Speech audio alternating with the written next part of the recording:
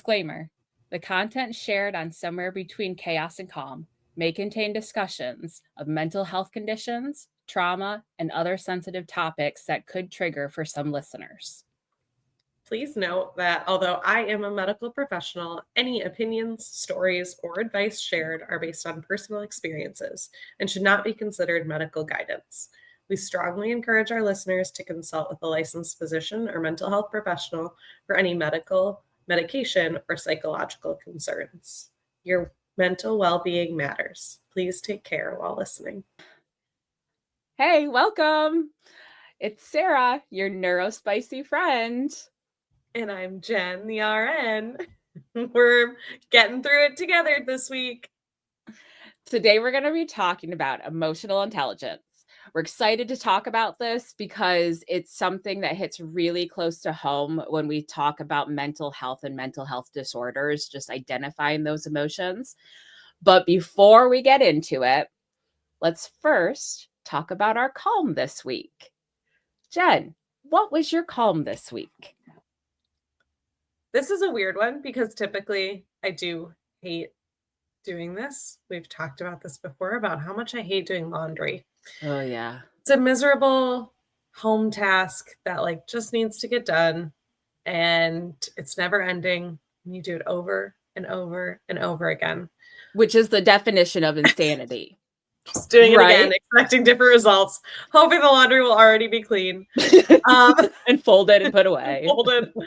But this week I tried something new, and I ran 3 different loads throughout the week because you gotta, clean it when it's there. Mm-hmm. But I saved all of the laundry in baskets. And Saturday night, my husband is a new D&D master. So he went and was leading his little campaign. And I sat with a fun TV show and just pushed my way through all of the laundry. And honestly, okay, first of all, finally, the baskets were all empty for the first time all week because it didn't have clean laundry in it. It didn't have dirty laundry in it because I already did it all. And everyone had clean clothes the next morning when we woke up. And it was just and it was a fun little thing that I got to do by myself. No children throwing clothing everywhere. I just got to watch my own show. And it was wonderful. Yeah. And that was a very calm moment of finally feeling something was completed, right? So often I feel you can't be did it and it's checked off the list because it's I'm just going to have to do it again in an hour.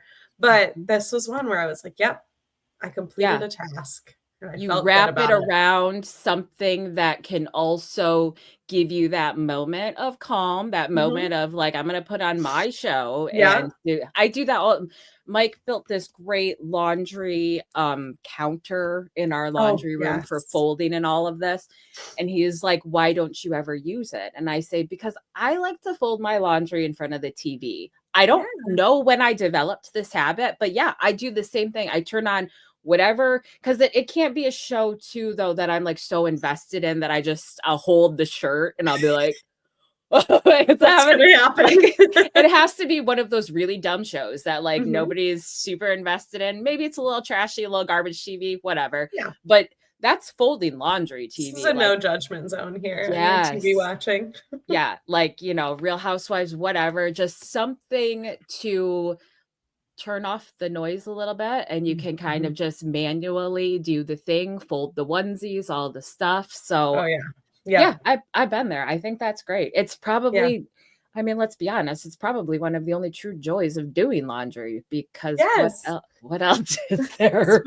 It's not an enjoyable task. No, it's just it feels good when it's completed. And so completing it in a fun way was nice. I just thought of one more too, sorry. But Taylor Swift got her master's back. And so that was also a calm this week because I'm just so proud of our girl. Congratulations to Taylor. When I saw that letter, and I saw that letter, I immediately was oh my God, it was so exciting. And I don't, we are Swifties. Listeners, we're going to just say that right now, wholeheartedly, it's a thing. Can you imagine though? Pouring your heart and soul into something for decades, and then you don't get to own it. Right. It's not yours. What yours. is that? That's Um, just have you ever heard of Emily Ratajkowski? mhm. She's like a model, and she wrote an article maybe a year or so ago now about owning her image as well. So did you know that models like don't own any of their photos? Like people take pictures of Yeah. them and then it belongs to that company. Yeah. And then she was talking about how like then people feel like they can own other images of her, right? Where it's like Mm. it becomes kind of some of this chaos, but some of the chaos. But it was like very poignant talking about like when do you actually get to own and like stand in your skin and be proud of it? And Mhm. then like not having possession of those things is like very difficult. It's like, Yeah. I can can't only even imagine. Well, because yeah. then how do you? Because yeah, how do you control that chaos? Because Mhm. they're publicized, right? And the definition of publicized is it goes out to the public. Like, Right. and then how do you still have ownership of that as well? And yeah, right now companies say, yeah, we own that because that was Right. our product. Well, what about the actual person as Yeah. What well? about They, me? Yeah. yeah, don't they deserve some sort of ownership in their representation as well? So Yeah. I do, from a logical standpoint, it's like, how are we just now seeing this in 2025, right? Yeah. Like Yeah. I feel like that's emotional intelligence. That is growing Go. emotionally to be There we like, go. listen, right? Yeah. That's Developing not that. all yours. Yeah. For Yeah, sure. Yeah. that's So there we go. cool. 2 columns for this week. 2 columns. I know. Congratulations to Taylor Swift. That's Yeah. awesome. So proud of Um, her. my calm, I had very little calm this week. I don't okay, let's be honest. Why do we start with the calm? It's so hard to come up with, but I think it's a good practice, right? I That's do. why I we do. do it. Yeah. So It gets my us to be calm mindful. My calm this week was, I recorded it on Tuesday, thinking that Mm. I knew what my calm was on Tuesday. I had no idea, like, that it was chaos. All the rest of it was chaos. Um, but my calm actually was today. I did something for myself which felt super, super weird. Um, got a massage. Like, Ooh. I have some really, I've been seeing a chiropractor. I love my Okay. chiropractor. Shout out to Balance Life Chiropractic in DeWitt who follows us because they're amazing. Yay, thanks, Um, Balance. but my chiropractor is like, okay, so we're working on adjusting you, and I'm a mess because I just don't always take great care of my Mm. physical person, the way that we're all supposed to, right? Mhm. Uh, but I also have what's called hypermobility. Mm. So my muscles and my tendons will get themselves in places where maybe they're not supposed to be, and then that causes my skeletal structure and my Mm. joints to also get into places they're not supposed to be. So the chiropractor's been working on trying to get me back in alignment because I was having some really serious, just like real like aches, pains, Yeah. circulation problems. So part of that too though is she's like, you probably need to get a massage because my Mm. muscular structure, Yeah. your muscles push your bones Mhm. in different ways if they stay too tensed and too worked up in certain ways for too long. Yeah. So we're talking decades in the making because the last time I had a massage, I think I was pregnant with my first kid. Wow. So that was 15 years ago, 15 plus years ago. He's a team So now. yeah, so I made this appointment, and I got a massage, and it's actually like she's a massage therapist, so she does a Mm. lot of work with like really deep tissue stuff and Mm. lymphatic system. And I get on the massage table, and like her first question to me is, "So, what type of high stress job do you have?" Like she thinks that I am like a police officer, like in the line of fire because I am so tense and Fearing for worked your up. life daily.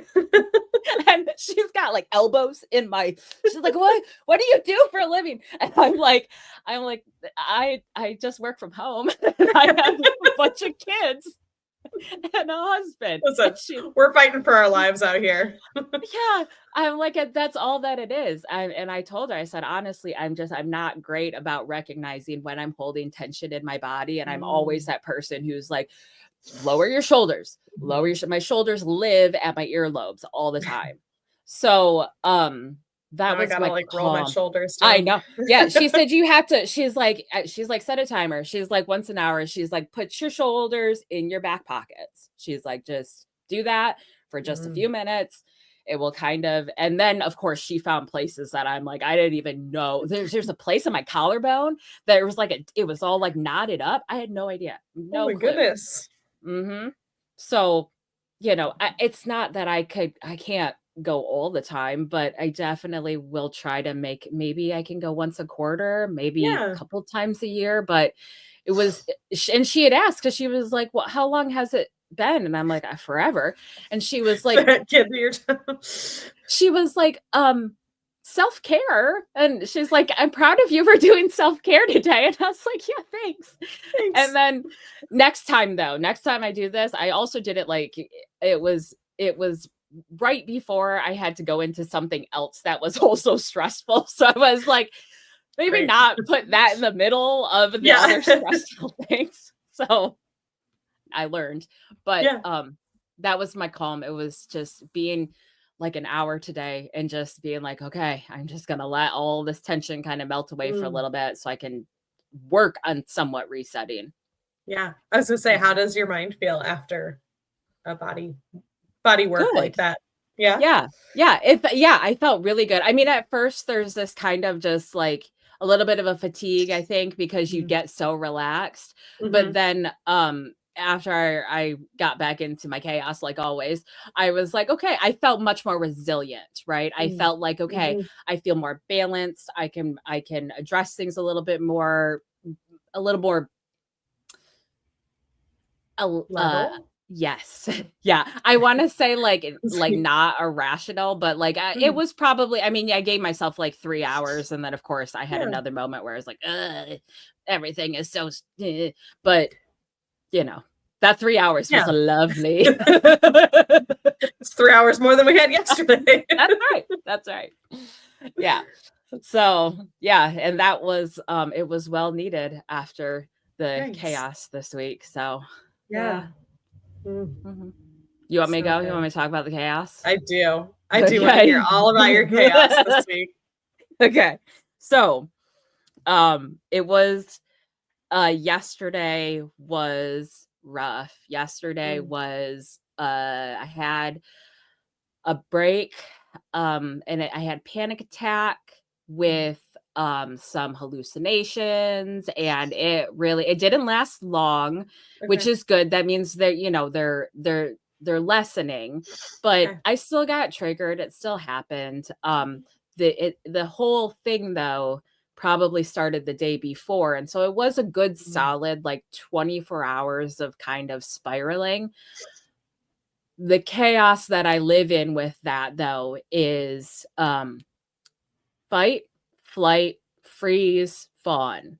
Mhm. So the 4 Fs that I lived in for a straight 24 hours, maybe a little bit more, it put me into a complete tailspin. Mhm. When those things happen, I don't sleep well. I can't regulate. I'm just stuck in this kind of where do I go? How do I survive? What do I do to stay Mhm. safe? And you start to have this level of just complete it does feel like a bit of a level of insanity because I start questioning who I can trust, what I can trust. Mhm. Am I safe here in this situation? What is this person now thinking of this? And I had to still function in my day. Like I had my Mhm. work day, I had my mom day, I had all of those days. And in the same vein, I'm just in my head, just like trying to keep it together. I was crying about every hour, Mhm. maybe, I think. So that's what happens sometimes with my BPD though, and I know this and I can recognize it. Doesn't mean I'm great about getting out of it. A little bit of it too has to do with my husband is finding his work and finding his balance, and they don't know ours don't always align. Our pages don't always end up on the same pages, and that's okay. But my system doesn't always know that it's okay. So I had to do a lot of work this week to just be okay. What, like, do you have someone that you reach out to when things like that happen other than your husband? Like, do you have a therapist or a psychiatrist that you would reach out to in those moments or not necessarily at that time? Yeah, I'll tell you this I story. mean, I'm This is just really curious. good. Yeah. Yeah. So I wanted to go off real hard about my husband making the bed. Like, you have no idea. So the scenario is I get out of bed. I have to go to work and do his he sleeps in right now. He's off for the summer and he gets to sleep in. Fine. Totally fine.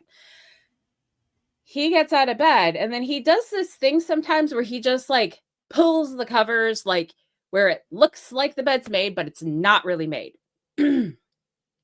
I'm a chronic bed maker. Somewhere along the line in my life, I got really stuck on that. Like, if you make your bed every day, then you're doing that one thing for the day. I'm pretty chronic about it. And that's one of my symptoms, actually. When I get really depressed, I stop making my bed. That's like one of the first things I do. So it's such an unconscious thing, but it's like, it's Yeah. such a signal. So I very much make the bed. And my husband, he's kind of started to make the bed, and I wanted to throw a fit, but instead I just go and I start making the bed. It's fine. I just start making the bed. It's my thing. I know it. I just start making the bed. And he comes along to help me make the bed. And I'm like, could you not have just made the bed in the first place? But I'm not going to start this fight because I got to pick my battles, because I know in my conscious that it's not the bed. It's something else. The bed is my trigger, but there is something else that's bothering me, and my system doesn't know how to address it. So it wants to start a fight and Just throw a fight. Yeah. tantrum about the bed making. Thank goodness I had therapy in 10 minutes. I go to my Lucky. husband and I said, I want to, and I stopped and I said, never mind. I don't want to talk about this. I have therapy. And I just left and he was like, okay. And I just walked away, and I mean, the bed got made when I walked away. And then I went and I talked it out with my therapist, and she helped me uncover the underlying, and we could get to the root, and that was better. So yeah. I love that. I was just, curious about like your support system in those times, because it can be hard. We've talked about this a little bit before. Like, it can be hard to go to those who are closest to you. And those can also sometimes, like you just said, like be the source of my frustration, or not the source, but like, are contributing to that. So it's like, what does that other support system look like? Of who can I go to that is not the person that I'm frustrated with right now? But well, and that's and my therapist and I talk about that pretty regularly, that like it is so much to unload on the person that is closest to you. You unload on your spouse, you unload on your parents, your whoever's that phrase of like misery loves company, because we're going to always pick whoever's closest to us and unload on them. Like, it's a real thing. And we have to be very mindful about being like, my husband is not my therapist. My husband is my partner. He's my teammate in life. And he is not here to fix all the problems, because he's a fixer too. And he wants to. And it's a huge burden for him to walk around being like, she is dealing with something psychologically that he cannot fix. And it's not fair of me to put that on him. And so I've had to do a lot of work myself to just be like, what are things that I should be addressing, and what are things that I need to take in another place and work on me, right? Yeah. That, gosh, I'm sure that takes a lot of hard work. Oh, it's a lot like, of self-control. I even think about, there was like, it's one of those things where I think about, like, even when we were first married and I would like come home from work and I'd be frustrated because the floors weren't swept or the kitchen counter wasn't cleaned off or dirty dishes were in the sink. And I ended up, for a while, I would just write down. I would like get home and just like grumpy write everything on a list that I was like mad that didn't get done during the day while I was at work. And honestly, like felt so much better. Didn't even need to like bring it up the next day because I was like, I'm over it. I wrote it down. Yeah. I got my anger out. Yeah. But yeah, just that's what I think of too, is like it's Uh-huh. not about him. It's about figuring out how I can address my anger Mhm. and Yeah, yeah. because we talk about, like, anger is the secondary emotion. It's usually Mhm. because there's something else underlying. It's because you're tired. It's because you've had a long day, and Mhm. you know that in the grand scheme of things, it's not somebody I talked to this week, and he's like, "What does it look like when we just look at experiences as neutral?" And Mm. we say, "Okay, yes, like, in that moment, I have a choice to where I can make it be a thing, or Mhm. I can just say, you know what? This is a thing. This is how I feel. We kind of let it go and we say, okay, now it's a neutral space and we work from there. Yeah. That's a very hard practice. And he has this person that I was talking to, he has had just, he's done a lot of work on himself to get there. But if even if you do it like one time, you can feel the Mhm. difference because you're like, Yeah. yeah, that was an experience and it was neutral. And I am just, it doesn't affect me. Wow. It's Yeah, what yeah, a change in like mindset. yeah, it's an experience. That's Yeah, he's like everything in life is just an experience an and we get the experience. choice to let it in. We get the choice to decide like how are we going to react to this, right? And if Mhm. we walk into every experience knowing that it's neutral to start with and Mhm. then we go from there. Yeah. Like totally different. Yeah.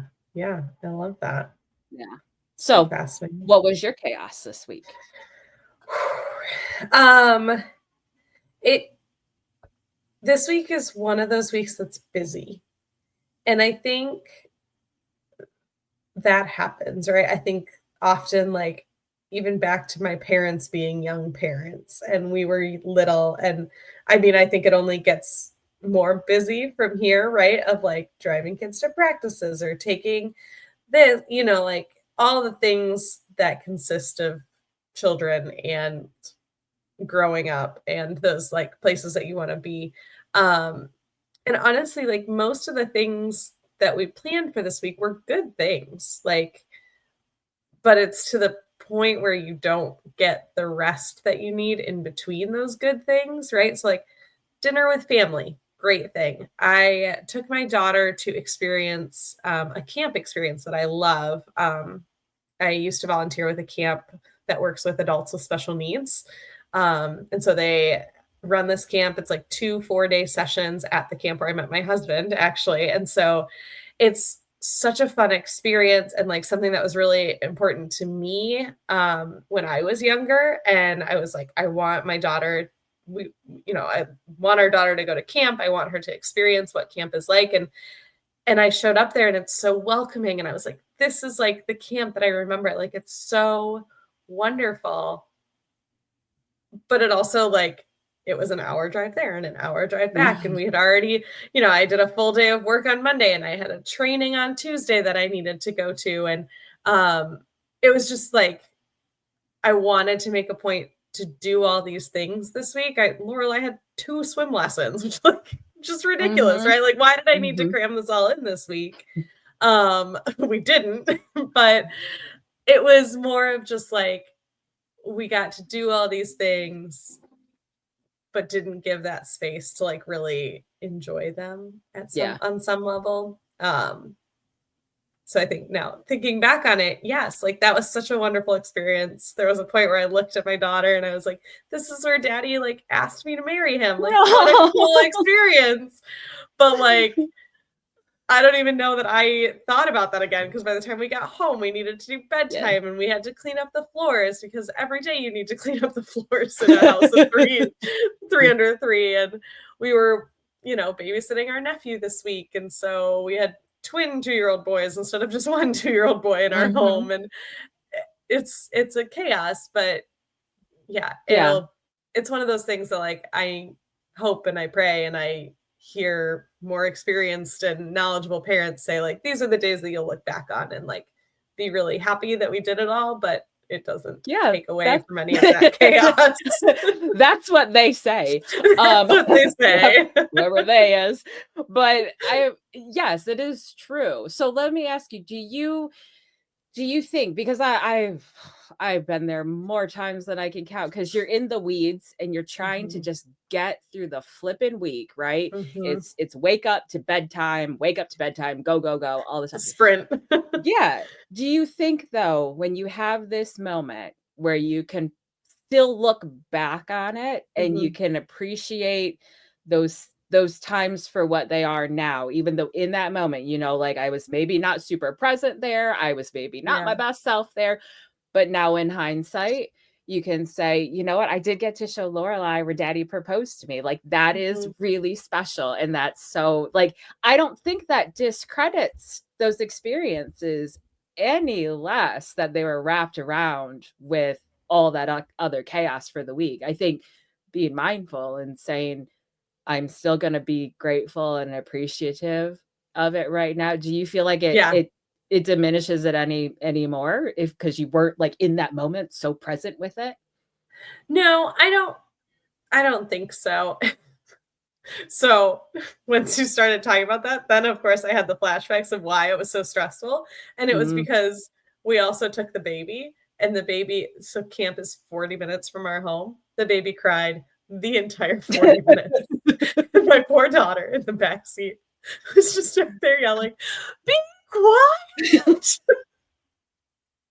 Okay, so there you As the go. baby and so, of course, there was this moment, like, 20 minutes into the drive where I was like, "Should I just turn around? Like, Mm. we should just turn around. This is not going well. This is miserable."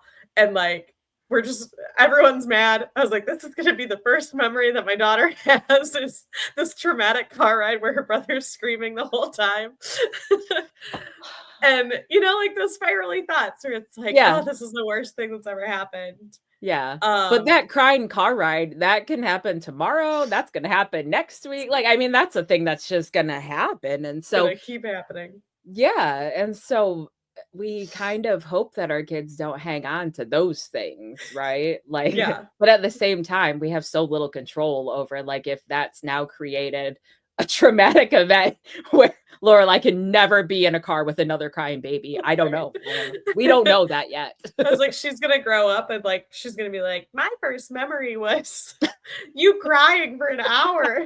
You always cried. Yeah, yes, yes, and My that poor that's baby the child. narrative, right? Yeah, It's but it's just a again, crying baby. we can only do what we can in those moments, and Yeah. you guys still did it, and you got through it, and and I'm sure that you're glad that you actually didn't turn around. I am. Yeah? It was like, yeah, it was very worth the experience. Like it's such a welcoming place to be. Like, I got there and one of my friends who I've known like 10 years now, she just walked up and gave me the biggest hug. Because there are also, I don't know if you experience this. I feel like most people do, but maybe I'm just projecting. Is like when you are walking into a space where maybe like you don't know a ton of people and you just have like that significant social anxiety of like no one's going to remember me, people here don't like me anymore, no one's Mm, going to like, I don't know anybody, like there's those anxious feelings of like maybe this was a poor decision or even yeah, like maybe it's not going to be the place that I remember it because the same people aren't there or the same, like it's not the same experience as the first time that you had it. And mhm, when she walked up to me, it was just like I was like, this is why I wanted to come because like yeah, this feels like home and it felt so welcoming and like it was so enjoyable. And of course, my oldest had a great time. She got ice cream and popcorn and got to run around in the dirt for yeah, 2 hours, which is like, what more could you want at 3 years old than ice cream yeah, and popcorn and mom letting you eat a bowl of ice cream and popcorn? But, yeah. um, yeah, those car rides, man. Yeah, the car rides, that's just a whole other Ooh, level of trauma in itself, but yeah, yep. I mean, I'm I'm glad that you made it through your chaos of because I remember that, I remember the crying baby in the car, and I'll tell you, I don't know if, like as you get older, I will say that stuff dissipates. You don't feel it Okay. in your body like you do Yeah. now. Like, you don't feel it, like, in your person. Mhm. Um, because now it's just like you're in the car and they're just like, you're touching me." So whatever. Yeah, it just They can turns at into least something communicate different. their needs. Yeah, Yeah. yeah, yeah. Oh, Oh, all right. man. Yeah. Well, good job making it through. You did it. You did Thanks. it. You made it through your week. And I did. will you like balance out now because you've had a little bit of a crazier week? Is this next week going to be a little calmer for you, or is it just another? No. Okay, then there's that. That I don't know what to tell you about. Well, and I think, yeah, there's a lot to it, right? But, like, I think about those yeah, we're a young family, and This is your we're definitely season. the sort of people that just, like, want as many experiences as possible, Yeah. and some of those experiences are for us, and Mhm. some of them are for the kids, and I yeah, so Yeah. we're just gonna keep being a little chaotic all the time, Yeah. And see where that's it gets us. and here's the thing. I mean, if you understand it and you know it, so let's talk about hot topic, Hot emotional topic. intelligence, Yeah. right? So part of emotional intelligence is that self-awareness to say, Mhm, I know that we're a little bit chaos, mhm, but also you're mindful of it. You can regulate it, even though mhm. in the moment, sometimes it's a little unregulated, but you get back there, right? And Yeah, you know yeah. you can. And that's the part that we're going to talk Mhm, about is when you do create, because let's be honest, 90% of the time we create our own chaos, whether it's in our mhm. head, whether it's in our situation. I Yeah, mean, right? yeah, yeah. What does it look like when we are emotionally intelligent enough with ourselves to say, Mhm. yeah, I am aware that that's a thing that we do, but we like it. We like the Yes. experiences. We like the motivation that it gives us. We like to involve our children. And Mhm. yeah, in that 15-minute, 40-minute car ride, it's chaos, but it's worth it. Yeah, Right. yeah, yeah, for So sure. yeah, I don't think there's anything wrong with that. I think I think probably like myself, emotional intelligence is like I love to do that and I also suffer from burnout real hard. So that's Mhm. something I've learned about myself being doing the work that I'm doing. So Yeah. like, and that's a thing that comes with age. I remember being younger and with the younger family and you're doing the things and you got to take the kids to go see the other people because they're only little for so long. Mhm. That Yeah. is very true. Then they become like teenagers who are they want to be sociable. They're sociable with their sociables and Yeah, no longer sociable with your sociables. So that's yeah, okay too. That's they got to live and grow and do their thing as well.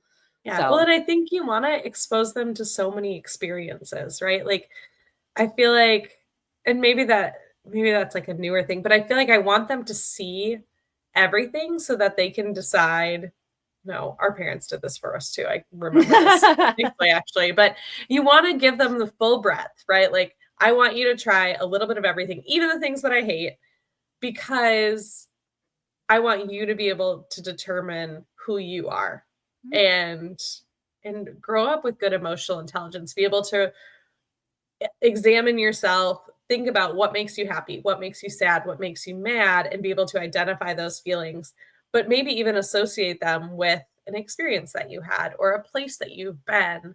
Um, and I think, yeah, trying to do all of that, right? Like, I think parenting today is so much about like it's become this bigger thing. It's about trying to do it all and be all and because we want what's best for our kids. sure. And Absolutely. yeah, trying to figure out Yeah. what's the best way to do that. So that that leads me into a little bit. So first I want to say though, for our listeners who have never done emotional intelligence work before, maybe this is the first time that you're hearing about it. There are 5 key elements to emotional intelligence. This is kind of standard board type of stuff. So it's going to include self-awareness, a bit of self-regulation, motivation, which just means like using your own emotions to stay motivated and kind of achieve your own goals. Having a level of empathy, so understanding and relating to others and, sharing feelings, and then kind of a social skill aspect of how you're going to then use these skills and tools of emotional intelligence. I feel like so often empathy is like the one thing that's brought up with EQ, right? Or like EI, however we want to phrase it today. Yeah. But like, I feel like that's the go-to for most people is like, oh, it means you have empathy. It's like there's so much more to it than that, than just like I can identify or I can relate to someone else. It's like, no, it has to do with my own work too. Oh yeah, absolutely. So if that's something you see on your side more, especially being in mental health field, like I will tell you the empathy side from a personal standpoint, from somebody who's on the other side of mental disorder most of the time, empathy is for me. So, okay. They say this really thing. I'm going to come back to the whole aspect of like why we push so hard for our kids and need to show them all these experiences and stuff. But I just want to say, so there's a statement about the benefit of having high emotional intelligence. One, it's linked very closely, and a lot of people do associate it with being an empathetic person and understanding others' feelings. However, I will tell you, so personally, I recently took some really cool, fun, free online EQ quizzes because that's just me. And I need a marker because I need to know where I am. I did You're also study a personality test person, aren't you? a little bit. Yeah. Okay. A little bit. It's not because I like labels. I just like direction. Like, There you go. give me a direction to start like exploring and learning about. That doesn't mean that I'm going to set it in stone. I am not a self-diagnosis person whatsoever. Good.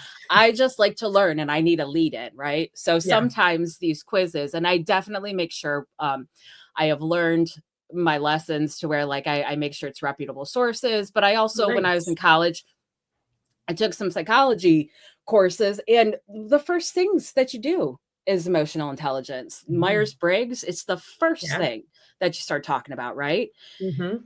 And they say, though, because I had taken these tests and all my scores come back. So I took one.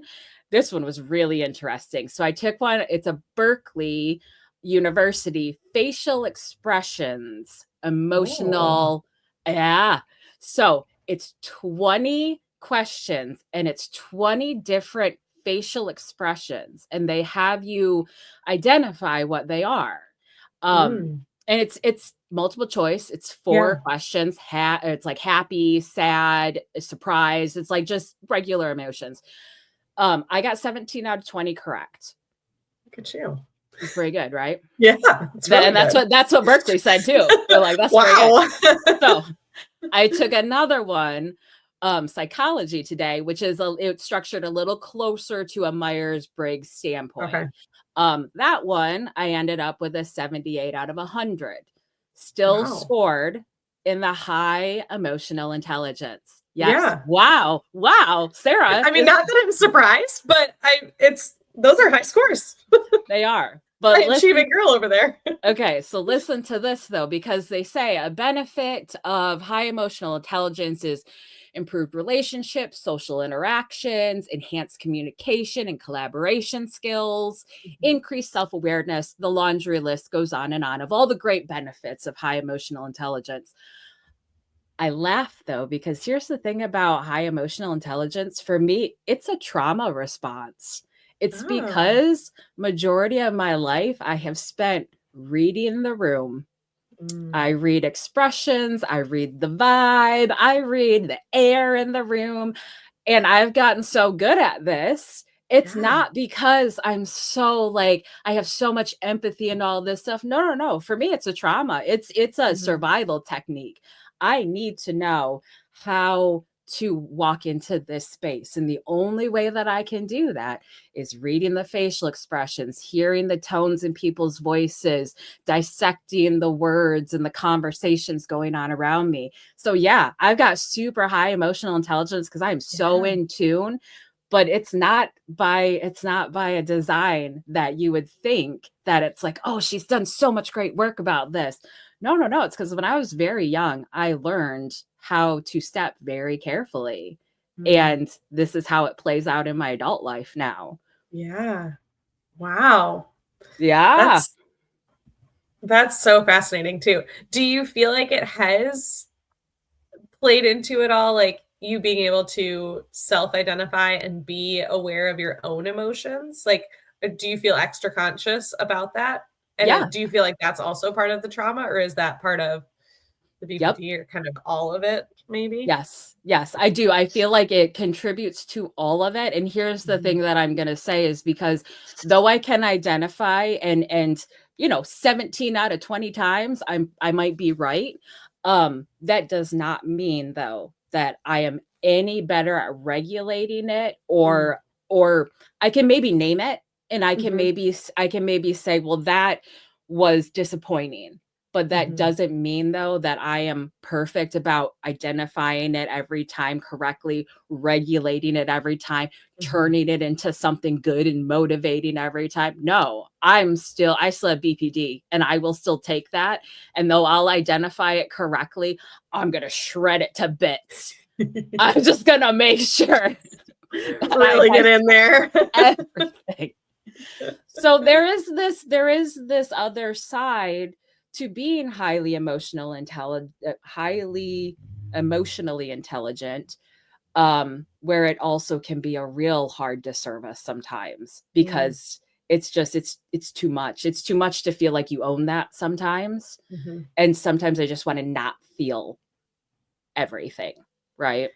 Yeah, it makes me think of when someone calls themselves an empath, Mm, and to me, it often reads as that I feel too much, and that idea too, like you said, like being able to assess where everybody in the room is, but that doesn't necessarily mean that I'm able to do it to control myself. It's that mhm, like I can read everybody else, and it's that heightened sense of emotion. mhm, And whether I think like it's big, right? Like those mhm. emotions tend to be big.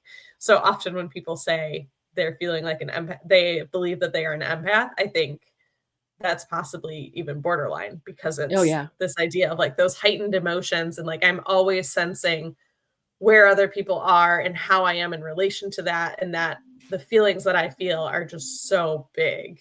Mhm. Yeah. So, like, I can high function in situations all day long with those high empath type of skills working. Yeah. Um, BPD will say, "Yeah, we'll do that all day long," but then when you're gonna go home tonight, you're gonna freaking feel everything and you're gonna Mhm. lose your mind. And Yeah. that's how that plays out. And Yeah. it's so this is the part where right now I am learning, like, Mhm. I gotta be better at regulating this Mm. because I will have these great days where I'm just like, yeah, I connected with people and I did the things. And then I'm just burnt the heck out Mm. because I have felt all the things and I've took in all the emotions and I've read the Mhm. room of 50 people that probably didn't matter that I had to read all their emotions, right? Like that's that's not a comfortable space to live in all the time. It's too much to hold on Yeah. to. Yeah. Yeah, absolutely. Absolutely. Yeah. Um, in that regulation sense, and this is just kind of a personal curiosity, do you feel like there are specific pieces of work that you have either done or are hoping to do in terms of like figuring out how to regulate those emotions well? No, I don't know Okay. yet. No, I Okay. know I'd love to like, cause this is a podcast and we're gonna like tell No, I people mean, stuff. No, the God honest truth is I feel like for me, especially and if you look at it from a human standpoint, like mhm, the one constant in life is change. So even though, and there's another thing that's a very common thing with BPD is this chameleon aspect where Yeah. because you're in fight, flight, freeze, fawn, you're constantly bending to fit these situations where you feel like you have to survive. So this whole regulation of now that I can better identify things. The regulation piece is the part that I'm still working on. And every time I feel like maybe I'm getting the hang of it, something else will change. But I had somebody who said recently too, they're like, you create the space and you do this work, this healing journey, and you create this space. And we all want this space to just breathe and like, okay, I'm regulated and blah, blah, blah. But what are humans really good at too, though? We're really good at like filling up spaces. So then we're like, I got space, I got space. But then you're like, and his example was, think if you got like a 10,000 square foot home. What are you going to do? The first thing you're going to do is start putting stuff in it, right? Like you're going to start filling it all the way up. And that's kind of what I think a lot of us work off from our emotions is we're like, yes, we want this space and we want to breathe. And at the same time, bring it all in, right? Like, where do you regulate that? You gotta regulate it. And that's the part I'm still working on because I don't yet know what's working for me all the time or in that time. I don't know. No, that's the honest truth. I think that part's so, it's so interesting of like, where do we learn those skills? And even like, so part of where I was thinking about with that is like learning that acceptance of your emotions as well. And one of the books that I've been listening to has talked a lot about accepting what you cannot change. And so that's where I often think back to the 12 steps too, which our truth doctor from last week, who we mentioned a lot, she talked about how she has kind of adapted the 12-step program to work with really any sort of issues that you're going through. And I think like any sort of toxic situations or really like cycles that you find yourself in. And I think that that's so fascinating because it all starts with that accepting what you cannot change and working to change the things that I can. And I think at a base like that is like our truth, right? Is that like I want to accept the things that I cannot change, which I maybe can't change my emotions right now. So I need to like identify those and sit with them and then know that there are things that I can change, which is like my behaviors and my decisions from there. Even similar to what you said earlier, right? Like making it a neutral experience. Like, sure, this experience makes me angry and I can identify that and I'm accepting that that's how I'm feeling right now. How can I change what my next step is? Yeah. To make it, a positive experience. Yeah. Is me really feeling this way or having this reaction? Is it true? Or can I just let it go and then let the experience be neutral? Like, that's the part of the regulate. Like even just saying it in my head, I feel calmer because that was like Did you feel calmer? Yeah. Yes. Make it a neutral experience. Like, oh yes. Yes. So like you can feel it and then you can just be like, okay, now it's a neutral experience and I'm going to move on to the next experience. Right. Yeah. I know. It's Lewis. He's our dance instructor. He's super smart. I love that. So smart. He's our dance instructor. Your dance instructor. I wanted to go back though and talk about the kid thing and the regulating emotional intelligence with kids though, because all right, I was doing some research on because I got a bunch of boys, right? I got a bunch of boys. I've got a husband who my husband is very much like he's a pragmatic person. He wants to do things and fix things with his hands, and he's really good at it. That's his skill level. That doesn't always equate to like identifying feelings all the time. And I live with boys and this is the space that I live. So I'm out here living with all my feelings. And then I got a bunch of other people who are like, what is happening with your feelings? So I'm doing the work to try to understand where my guys are coming from too. And I came across this podcast. It's Adam Lane Smith. His podcast is I Wish You Knew not sponsored. I've never met Adam Lane Smith. This is the first time I've ever listened to his podcast. We appreciate you, Adam Lane Smith. We appreciate you, Adam Lane Smith, and his co-host, Andre Korkoff. I don't know if I'm saying that right, but these two guys talk about in one of the episodes, like an avoidant attachment style a little bit, but it feeds into this emotional intelligence piece where it talks about how like a male structure, men, there's these deep roots to kind of like build and have a brotherhood. And when we think about like men in building Rome, like there were men just pulled together to be like, okay, this group of guys are going to start building this city. And then that was their mission and that was their lot. And all the emotions pushed aside, they had a job and a duty to do. It was to build this thing, survive, make this a place that's inhabitable. Women come in after, and we are built to fill that space now. We have come in and we are now caretakers of the family. We are there to help them thrive. We, do all those things to raise the children and then teach the children emotions. And so there's this, they said this thing that I thought was really insightful. And it was, men built what we need to survive. Women come in and show us how to do more than survive and to thrive. And when we look at it from an EI standpoint or an EQ standpoint, it's like that balances, that like totally resonates and makes a lot of sense, because emotional intelligence, it's not an easy across the board thing where we all get it. Right. And if we don't all get it, there's a lot of us that don't get it. Like, and that's fine. That's totally fine. Because if we look at like how we're built structurally, sometimes it just doesn't line up. It doesn't make sense. So knowing we're in different platforms of this and knowing a lot of times as women, we kind of are the caretakers of the emotions. We kind of are the caretakers of the family emotions. We're taking stock of that. How are the kids feeling? How was that, something happens at school and then you're worried about how did that make them feel? It's the first thing moms worry about. How did that make them feel? Dads are like, are you safe? Are you okay? Is your physical being okay? Yeah. And it's like that emotional balance that we start to teach our kids. It's there's roots there, man. Yeah. That's so interesting. Yeah. Well, this was good talks. I feel like EQ really we're both millennials, right? Are you still a millennial?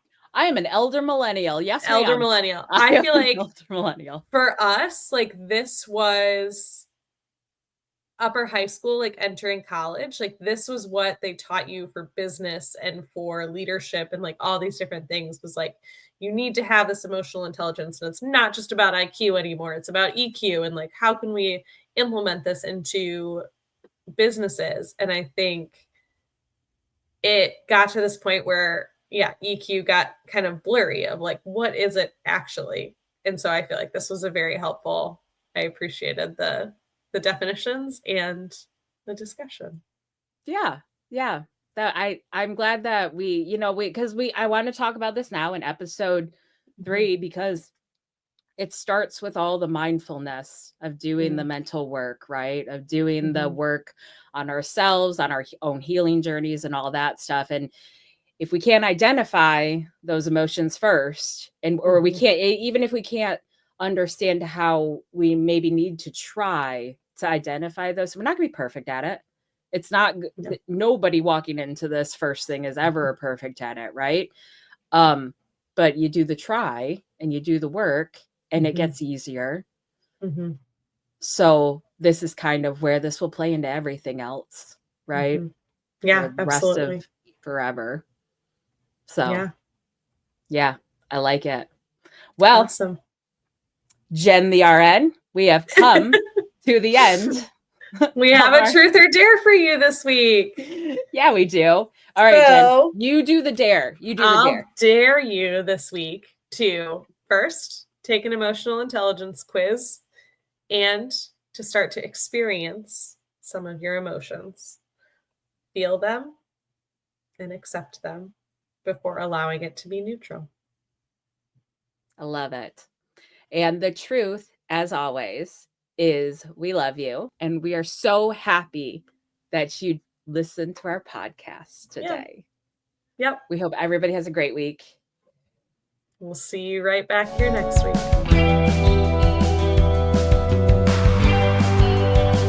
But first, I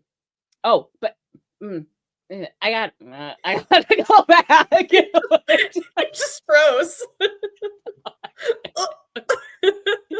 Okay, I'm gonna say